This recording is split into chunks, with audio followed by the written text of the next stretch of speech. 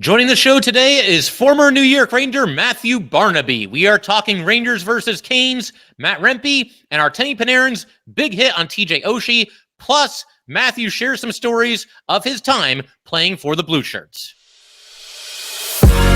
You're Locked on the New York Rangers, your daily podcast on the New York Rangers.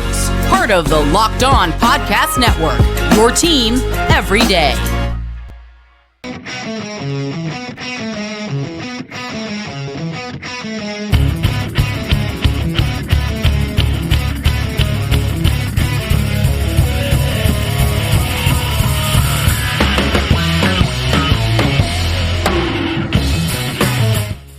Welcome back, Blue Shirts fans, to episode number 1059 of the Locked On New York Rangers podcast. I'm your host, John Chick. Just want to thank you guys, as always, for making Locked On New York Rangers your first listen every day.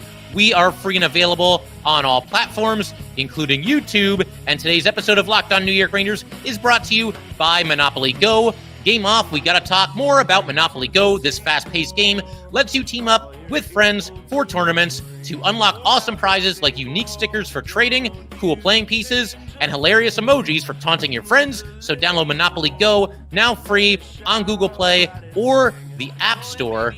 Game on.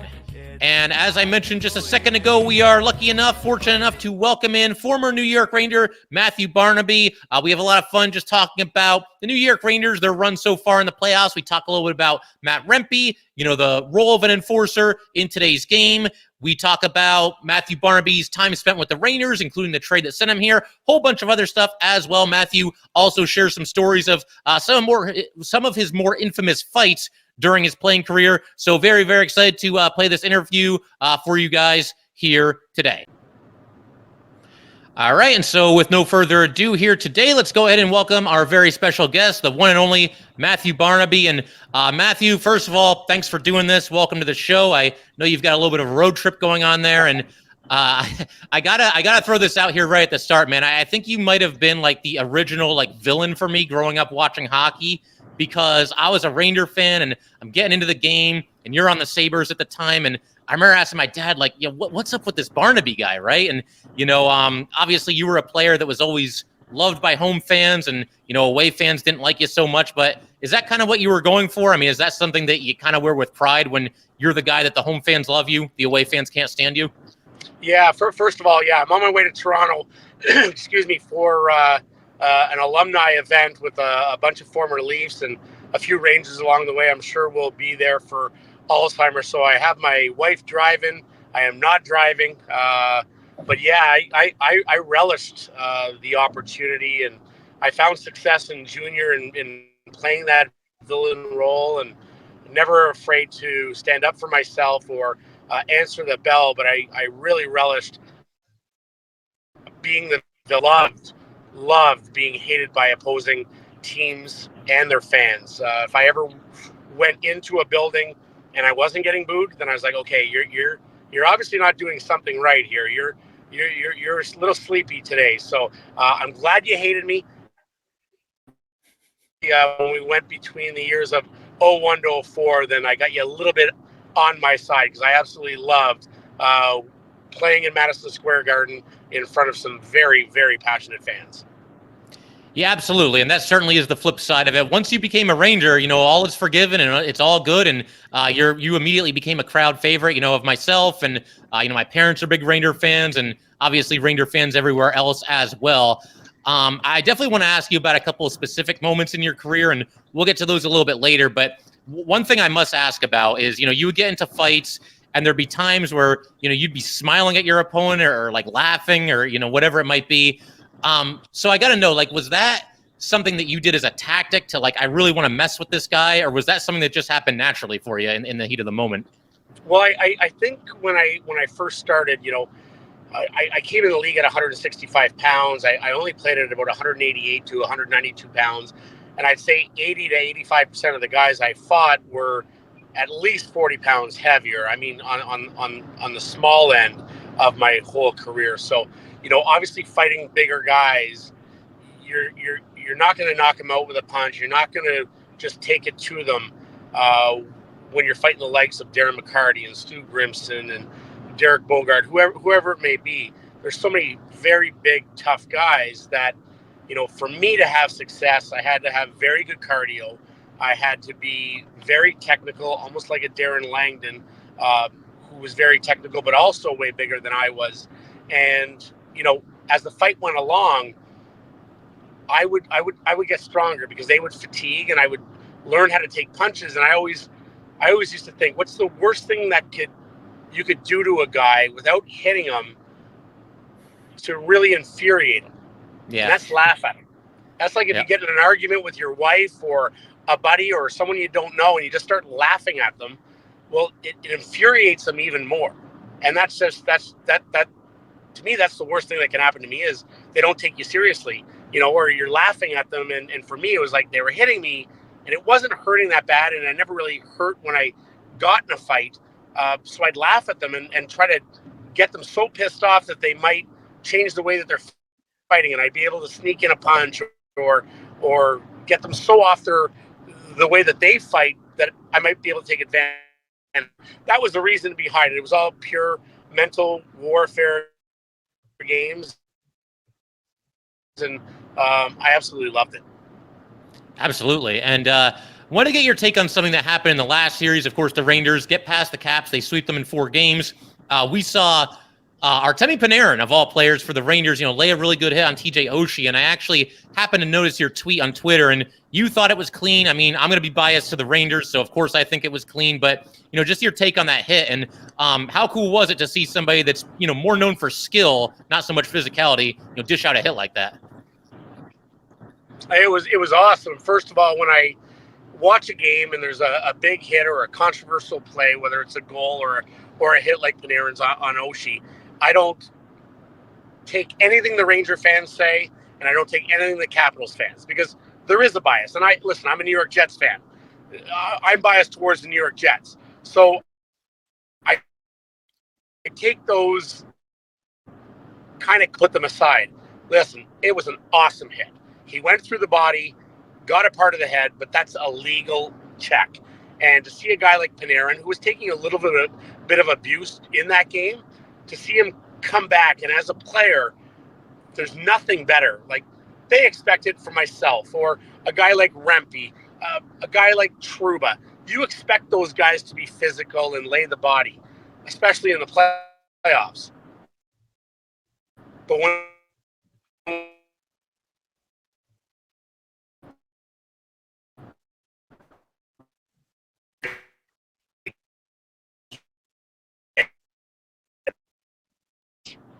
to the locker room, the things that would have been said to him certainly would make him feel as good as scoring a game-winning goal. So it's awesome to see. And any successful team that I played on, you need guys to step outside their comfort zone if you're going to have success. That's going in, taking a hit. That's giving a hit. That's going to the front of the net when maybe you're not accustomed to it and taking a little bit of a beating, or blocking a shot, whatever it may be. So it was pretty fun to watch.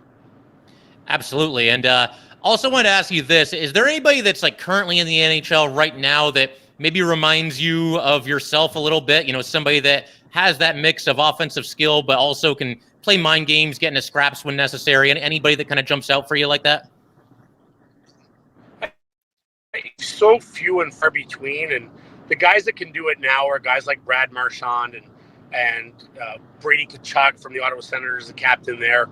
They're much better players than I ever was. And it's kind of, they have the epitome of what you want to be, or what I just didn't have the skill level as those guys. And I wish I did, because I love taking a punch or a slash, taking the bruise, and our best players go on the ice and score a power play goal. Rewarding.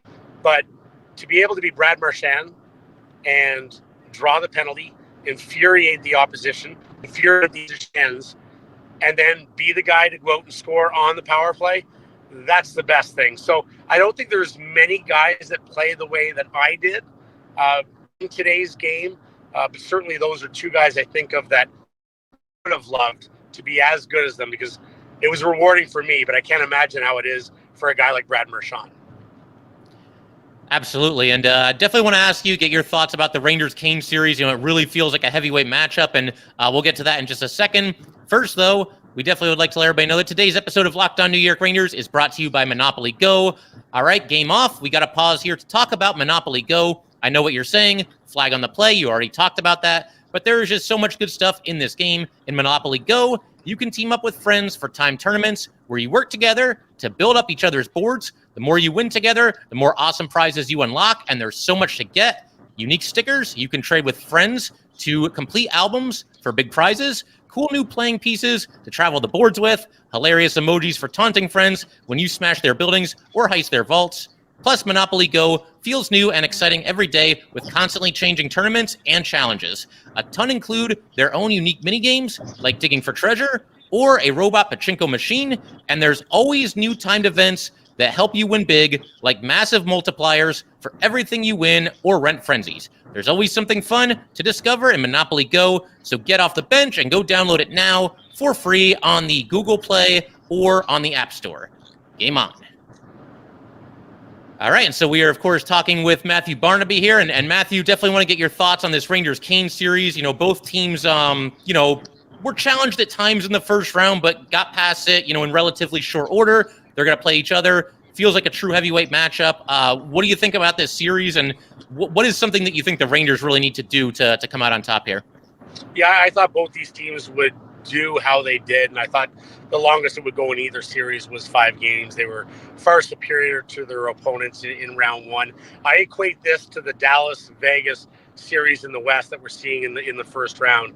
I think this goes 7 games. 2 very, very talented offensively teams, 2 teams with very good goaltending, 2 teams that are very well coached, and special teams are very good. So you look at all the way down, they're deep. Both teams are physical for being talented, but I think this is a 7-game series. It's one of those flip-ems to me because it's gonna come down to special teams and goaltending, and the team that can be most disciplined, the team that can play with pace, which I feel like both will do. Then you look at 5-on-5. I think it's pretty equal, and I just see so many similarities between these 2 teams in the way that they play and the talent that they have. So I think this is a 7-game series. Anytime you go to a 7-game series, might as well flip a coin. I know who I'm cheering for. That's the New York Rangers. And having played there, and it's not a regret because it's not something that I chose not to do. I never got to play a playoff game in Madison Square Garden. I don't think there would be anything better in the NHL than playing a home game in the playoffs in front of 18,000 fans at MSG. So I think this is going to be a great series. I'm picking the Rangers to win in 7 games, but it's going to be an incredible series, and special teams and goaltending are going to be the deciding factor. Absolutely, and I'm going with the same thing. I think Rangers in 7. I don't think this is going to be a short series the way that we saw in the first round for these 2 teams. But you touch on something there, and I got to know the answer for this. Obviously, you never played a playoff game at MSG, but you played a lot of playoff games, a lot of different arenas. What was the best? Which one had the best environment, the best fans, the loudest, all that good stuff? Yeah, you can't look past Montreal. Montreal is a loud building, and it's not a sport in the province of Quebec. It's truly a cult or a religion, whichever one you want to pick. So it's a loud building. They live and die with their hockey. It's really the only sport that they care about in Quebec. So having played junior there and growing up, I was a Montreal Canadiens fan. To have the opportunity to play there in the playoffs was a pretty awesome feeling. I also loved going to Philadelphia because I was so hated. If there was a building that hated me more than any other, it was Philadelphia. So I relished the opportunity to walk in there as a visitor, have security around me walking into the rink so I didn't get doused with too much beer. The death threats, the night before games, walking into the rink, those are all things that I absolutely loved. So Philadelphia and Montreal would be at the top. Gotcha. So another player, you actually touched on him a little bit earlier, during our conversation here, but it's a player on the Rangers, gets a lot of attention, something of a lightning rod, and of course, a very young rookie, and that would, of course, be Matt Rempe. He's only played 21 NHL games, but seems like everybody has some thoughts on him. So I'm just curious about, what you think about him, what he brings to the table, and what kind of a player he can be for the Rangers in the long run here. Well, I love him, first of all, and I love what he brings to the table. Obviously, his size is 6'7", 6, absolutely anyone. But he adds a dimension when he plays a physical game. And I know you always want to, like I did, want to make a name for yourself. And he's certainly done that in 21 games. He's become a fan favorite and a cult-like figure in New York. I'd love to see him play hockey a little bit more. And, he's never going to play, I don't think, a ton. Skill level is not at the highest end. But if he can bring that physical nature, he skates well enough at that size to be able to do it. Criticism is if he wants a long career, and I think everyone does. Even at his size, he gets hit way too often in fights. And at 6 feet, 6'1", 190, I don't think I took half the shots that he's taken in 15 years in his 21 games. And again, there's not the plethora of heavyweights in the NHL like when I played.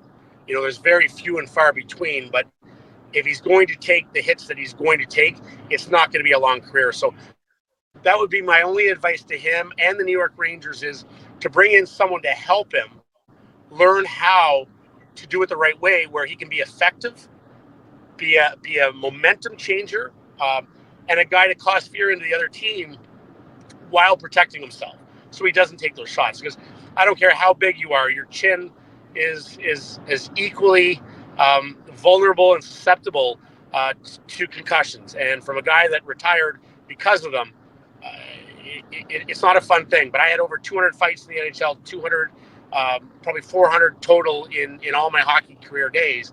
We're talking 21 games in. He really has to protect himself a little more, but I absolutely love the kid. Sounds good. And I wanted to get your perspective on this as well, because, obviously, you played a bunch of Stanley Cup playoff games, and now, you obviously watch them, and I'm sure have fun, watching all these guys play. But, playing in a playoff game, probably some butterflies and everything. But do you get more nervous as a fan now because, you're just watching and you have no control of the outcome of these games? Like, just what's that dynamic like for you, going from a player to a fan? Yeah, I never really got that nervous. I got amped up. Game, even in the playoffs, obviously you had anxiousness, but it wasn't nerves. It was just you were so excited to get out there and play in front of so many fans that you were one of 16 teams that had a chance to win a Stanley Cup. It's something that you always dreamed of. The regular season was great, but it just didn't carry the same emotion. And even watching now, watching the fans before the teams get on the ice, it's just awesome. I'm probably more nervous now because I bet on every game. And when you gamble on games, you have absolutely zero control. And I think that's the hardest thing when you do gamble. And I love to gamble, and I love having money on the games. It makes it that much more exciting. But yeah, when you don't have any control on what's going to happen, that's the hard part. That truly is the hardest part. Yeah, no, that definitely makes sense. And we'll keep this thing rolling in just a second here. I definitely want to, get some stories from you, from your career, different, fights that I have picked out in different moments. Definitely want to ask you about the hat trick on Mother's Day, and we'll get to that in just a second. But first, let's go ahead and let everybody know that today's episode of Locked On New York Rangers is brought to you by FanDuel. It is winner take all time in the NBA and NHL, and FanDuel is giving you a shot to bring home a big win of your own. Right now, new customers get $150 in bonus bets with any winning $5 bet. That's $150 to bet on spreads, money lines, player props, and much more. Visit FanDuel.com/lockedon and make every playoff shot count. FanDuel, America's #1 sportsbook. All right. So, of course, we are talking with Matthew Barnaby here. And Matthew, wanted to ask you about, obviously a lot of penalty minutes, to be exact, 2,562. I did a little bit of math just for some fun earlier today. That translates to almost 2 full days for you spent inside of a penalty box, which I thought was kind of a funny way to look at it. But, I wanted to ask you about 95, 96 with the Sabres. You were in the box for 335 minutes that year. What happened that year? Was that just a case of being young and wanting to establish yourself, or is that just kind of the way that it worked out kind of randomly? No, it was on purpose. I had success in junior, and my first year junior, I had 252 minutes, and I missed like 20 games. And I found a recipe just for the fans loving me and teammates and coaches appreciating it. So it was fun. And then the second year I had 476, and my third year I had 448. So that was the recipe for me having success in junior. And I think when you go from junior, you go to the NHL, you go from fighting boys to fighting men that are playing and playing for millions of dollars, providing for their families. And there's always that hesitation from management, especially from a guy my size. Is he going to do that at the next level? And for me, I wanted to prove to everyone that I was going to be the exact same player that they drafted me to be. And that was by no coincidence that I had the most fighting majors I had in that year, 29, I believe it was, and 335 minutes. And we had some tough guys on that team. Rob Ray had, I think, 285 minutes roughly, and Brad May was somewhere in that realm. So, having been probably the third toughest guy on that team, not that I chose my fights, but I was so well insulated with other guys that were willing to do the job. And it's no coincidence that, my best numbers are when I was with the Sabres, when I was with the Rangers, when I was with Colorado. Those numbers followed me because I was always insulated with other guys that were willing to do the job, and I wouldn't just have to fight. I could play the game. So when I went to Pittsburgh, when I went to Tampa, all those other places, I was the only guy that fought. And it's really hard to concentrate on hockey when a guy like Stu Grimston or Zdeno Chara or Darren McCarty is asking you every second shift to fight. Whereas when I'm with New York and we got Sandy McCarthy and Steve McKenna and Dale Purin, we had a ton of guys that were willing to do it. So I could do it when I wanted to, but I could really concentrate on playing hockey first. And I would have loved to have played with the Sabres in Colorado and New York my whole career. I think I probably would have had maybe 150, maybe 200 points more. Wouldn't have had as many penalty minutes, but I would have been pretty close. But with the same time, I would have been able to concentrate on hockey instead of on those other teams, just worrying about fighting all the time. That makes perfect sense. And one of those examples, I think, was when you went from Tampa Bay, you were traded from them to the Rangers, and your offensive numbers shot through the roof once you got to the Rangers, and that was obviously awesome. But as far as the trade itself, going from Tampa to the Rangers, or really any team to any team, because you were traded a couple times. I mean, what's that like for those of us that'll never be traded from one pro sports team to another, to try to understand that? Like, is it difficult? Is it just kind of whatever? I mean, what kind of went through your head when that happened? I think every person is different.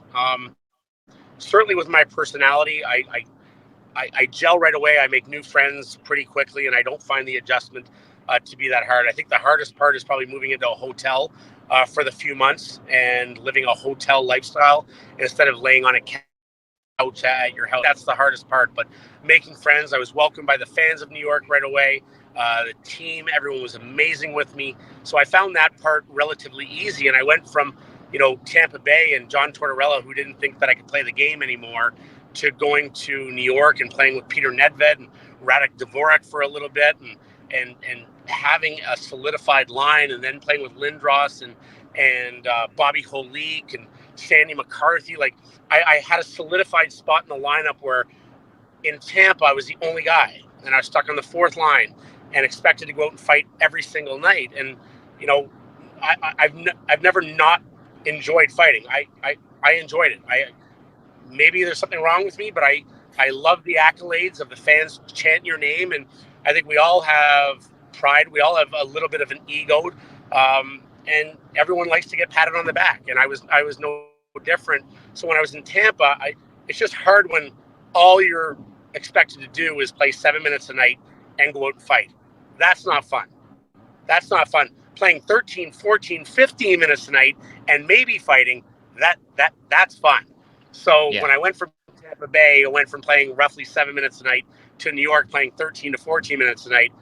It was awesome. It was awesome. Yeah. And again, you just have to look at my numbers in New York, my numbers in Colorado, my numbers in New York, and there's a correlation why those numbers are what they are.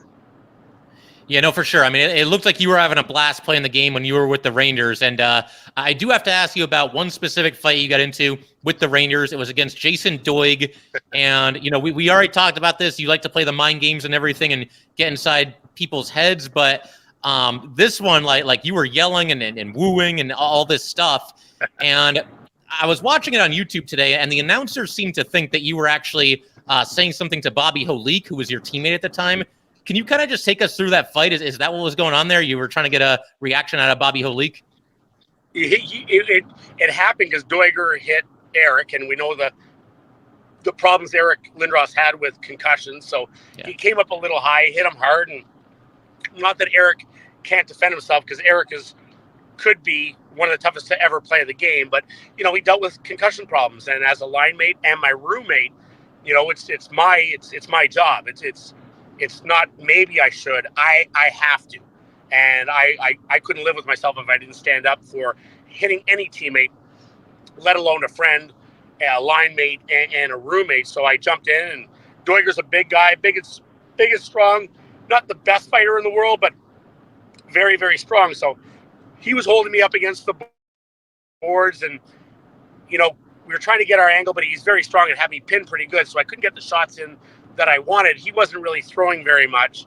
And then I was playing mind games, and I saw Eric and Bobby were right beside each other, and I don't even know what came out of my mouth, what I was saying. But I rewatch it, and that one, Garth Snow, when I was in Buffalo, you look back, you're like, maybe I was nuts. I don't know, but I think I kind of had a split personality between being off ice, who I am, being on ice, who I am, being in the locker room, who I am. But certainly when I got on the ice, I took on a different persona from my everyday life. But yeah, I look a little wacko. I look like I should be wearing a straitjacket after that fight. But it was certainly a lot of fun. Yeah, I think that's why the fans loved you, though, man. You wore it on your sleeve out there, and like you were saying, and something that's very well known among hockey fans, you didn't back down from anybody, including Rob Ray. I got to ask you about this fight as well.